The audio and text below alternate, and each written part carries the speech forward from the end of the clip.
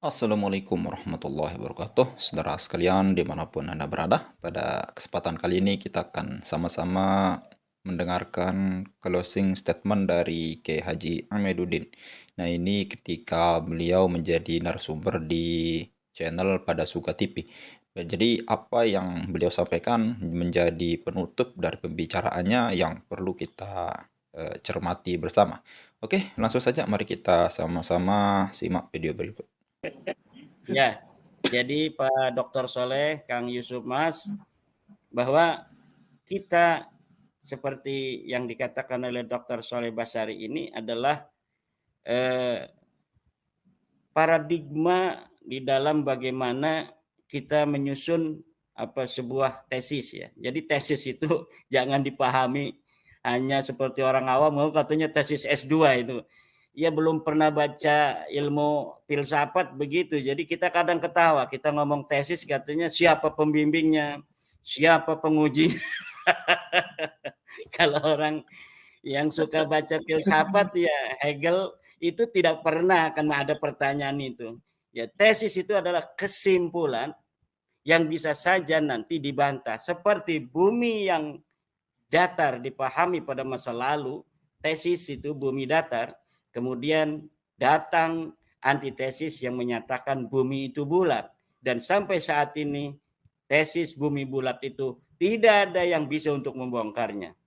Dulu Ba'alawi dikenal tesis bahwa mereka cucu Nabi. Sekarang datang antitesis yang sudah menjadi tesis bahwa Ba'alawi tidak terkonfirmasi secara ilmu nasab, ilmu sejarah, DNA sebagai keturunan Nabi.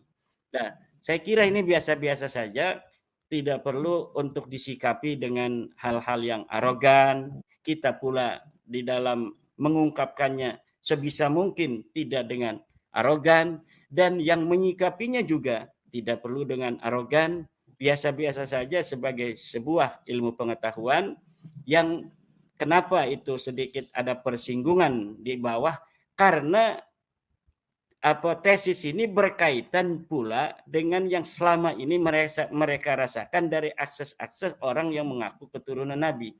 Sebenarnya kalau akses itu tidak ada, ini tidak akan ada sama sekali nggak bakal ada gejolak. Tapi karena dari dulu ada ekses dari pengakuan nasab itu yang berkaitan dari sisi-sisi itu teologis, sosiologis. Nah, kemudian ada kesadaran dari sebagian orang, kemudian ada emosi setelah sadar, oh ternyata selama ini gitu kan ada seperti itu. Kemudian dari yang merasa dirugikan, masa iya selama ini kita biasa-biasa saja diterima orang sebagai cucu Nabi, kok tiba-tiba dimentahkan oleh orang yang hasut, iri dan dengki, ya kan? Yang tidak mencintai cucu Nabi segala macam. Sebenarnya itu wajar-wajar saja. Jadi makanya saya sering mengatakan kepada Laskar Sabilillah di grup-grup kita, jangan kita terpancing, jangan kita seperti mereka gampang marah. Kita harus menyadari bahwa mereka selama ini yang diyakini oleh mereka adalah cucu Nabi. Kemudian tiba-tiba saja itu berubah, itu dalam ilmu psikologi ada masa starem endreng lah kalau anak-anak muda itu ya masa di mana harus ada adaptasi di sana secara psikologi yang kita harus menyadari itu. Makanya saya tidak pernah marah ketika itu ada caci maki terhadap saya, itu saya tidak marah. Wong kira-kira saya pun kalau di posisi mereka itu marahnya mungkin lebih saya daripada mereka itu.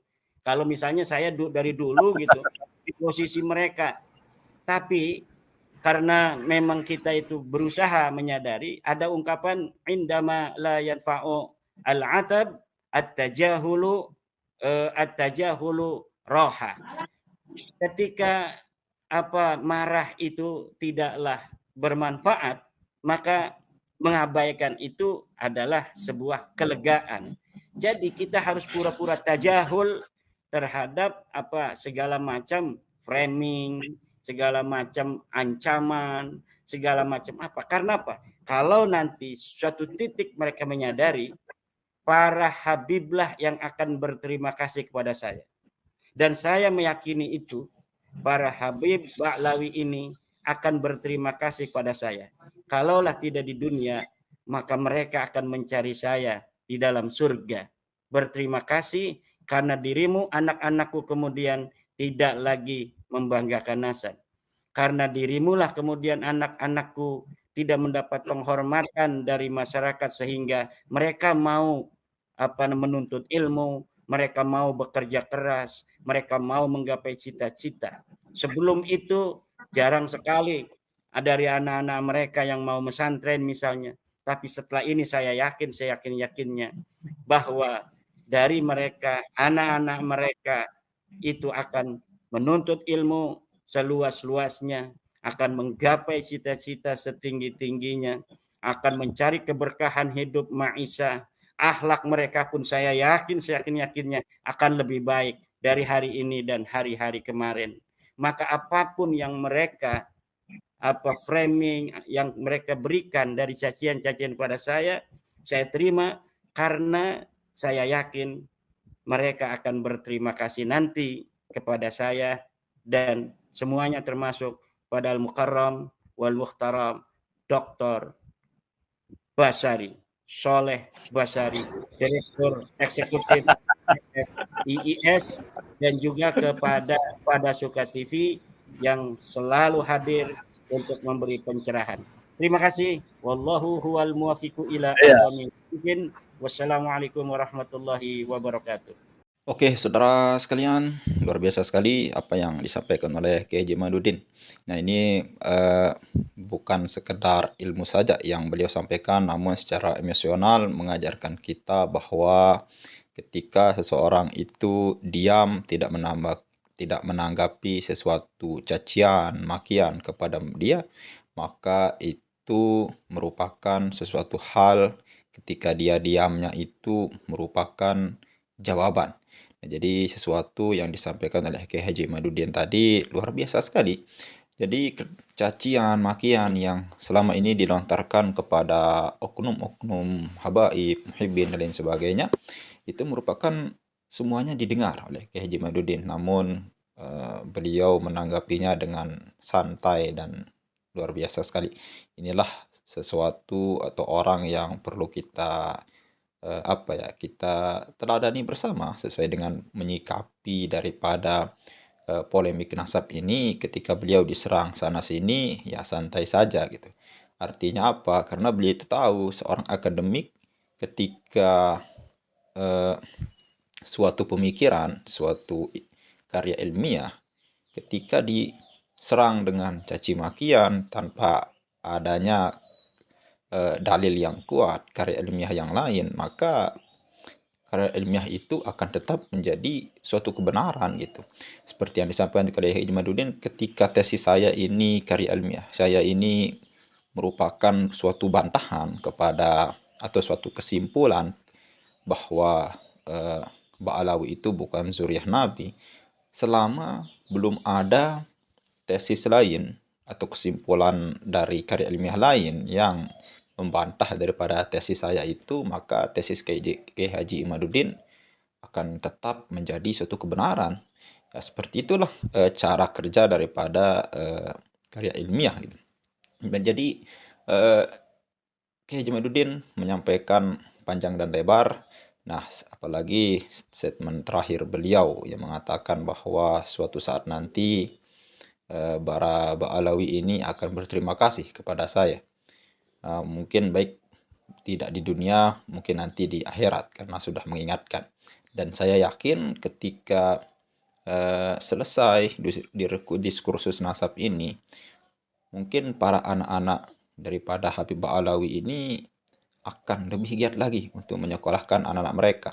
Bukan lagi sekedar hanya mengunggulkan nasab-nasab tanpa memasukkan anak mereka ke sekolah-sekolah yang mumpuni. Mungkin ini akibat dari diskursus nasab ini. Artinya apa? Tidak ada lagi nanti orang-orang yang terlalu mengagung-agungkan leluhur mereka gitu. Artinya apa? Seperti yang kita dengar, leluhurnya itu bahkan lebih hebat daripada wali kutub, yaitu Syekh Abdul Qadir Jailani gitu. Bahkan ada yang lebih hebat, oknum Habib yang diceritakan oleh dia gitu. Artinya apa? Ketika kita menceritakan ini moyang kita hebat, lalu kita tidak hebat, itu sama saja orang sejelek-jelek manusia gitu, yang membangga-banggakan leluhurnya, namun dia sendiri nol nilainya gitu.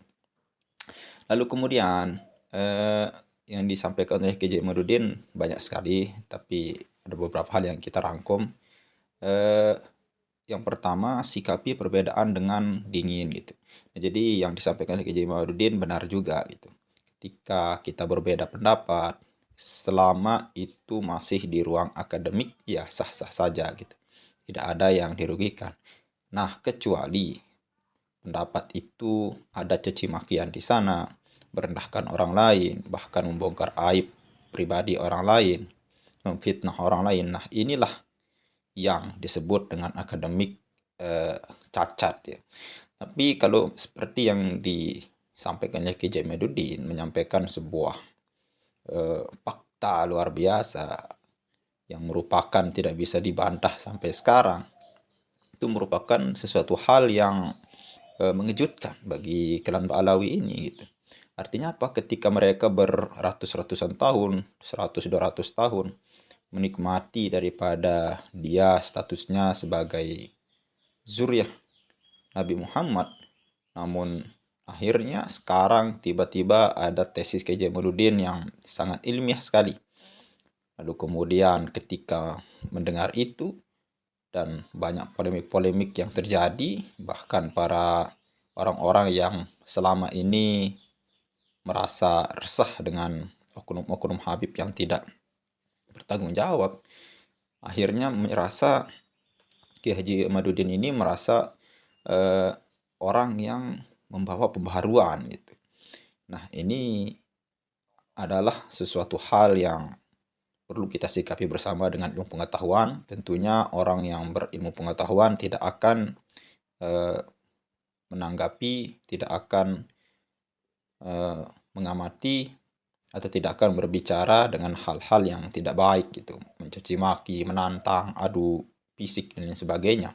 Artinya ketika ada suatu perbedaan, kalau orang yang intelektual dia akan mencari dalil atau mencari dokumentasi terkait dengan sejarah, dokumen-dokumen penting yang berkaitan dengan itu untuk membantah Ki Haji Imaduddin gitu. Bukan malah tantang petenteng gitu seperti yang kita lihat oknum-oknum habaib yang iya sedikit main fisik dan lain sebagainya, yang gayanya kayak preman dan sebagainya. Itu merupakan hal yang merusak daripada citra daripada habaib ini gitu. Ya mungkin itu saja yang bisa kita sampaikan. Sekian. Assalamualaikum warahmatullahi wabarakatuh.